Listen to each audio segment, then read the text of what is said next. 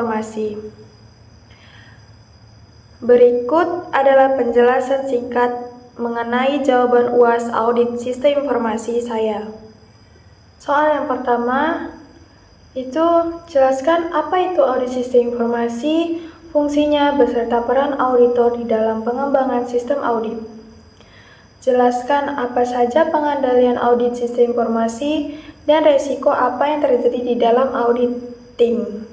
Inti dari jawaban soal nomor 1 yaitu audit SI adalah proses memeriksa sistem komputer untuk memastikan aset aman dan data punya integritas. Peran auditor dalam pengembangan sistem adalah sebagai penasihat agar fungsi kendali dan keamanan sudah dipasang sejak awal sistem dibuat. Resiko audit terdiri dari 3 jenis. Yang pertama, resiko bawaan atau dari sistemnya sendiri. Yang kedua, itu resiko pengendalian atau dari sistem kontrol yang lemah.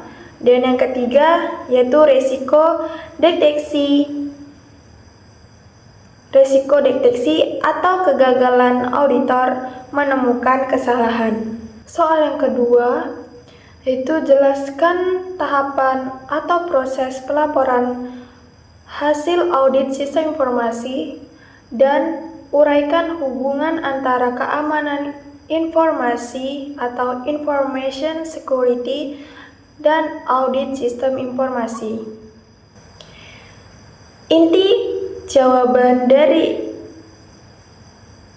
soal nomor 2, proses pelaporan audit dimulai dari menyusun temuan, melakukan diskusi, konfirmasi dengan manajemen atau exit interview, hingga menyerahkan laporan akhir ke direksi. Hubungannya dengan keamanan informasi. Keamanan informasi bertugas membangun benteng pertahanan sistem. Sedangkan audit SI bertugas menguji dan menilai apakah benteng tersebut benar-benar kuat atau ada celah.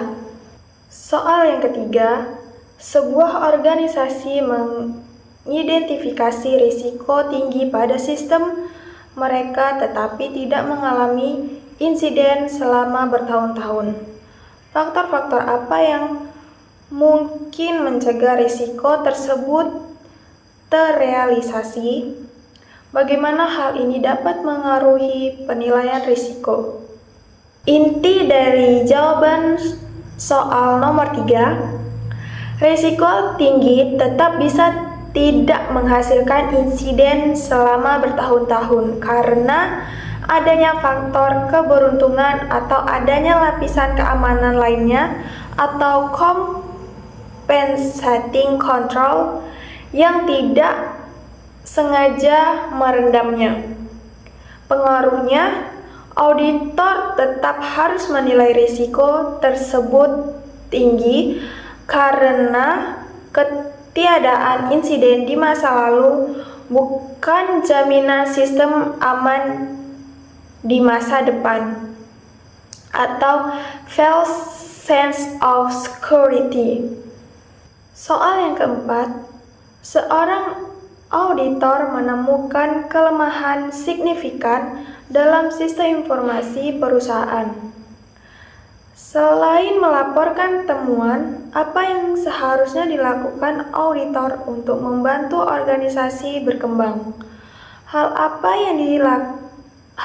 yang bisa dilakukan oleh seorang auditor jika ingin mengurangi risiko audit?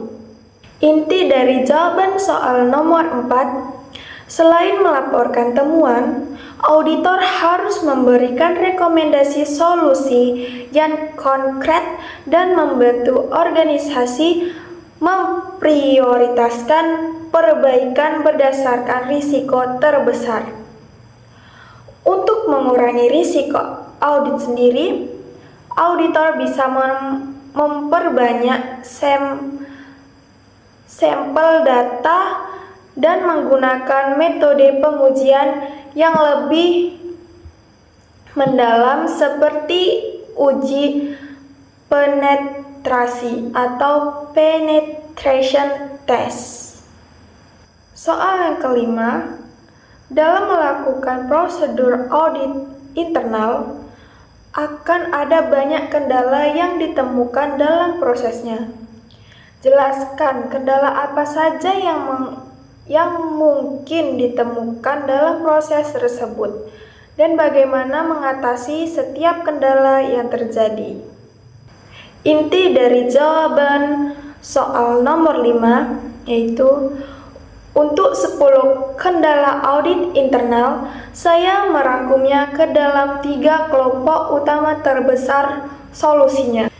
Yang pertama itu kendala teknis atau kompetensi sistem usang data terpisah.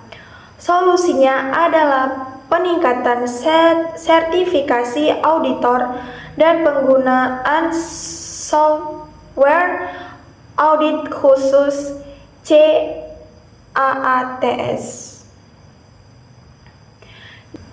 Yang kedua, kendala manusia dan budaya atau auditi defensif, manajemen kurang mendukung.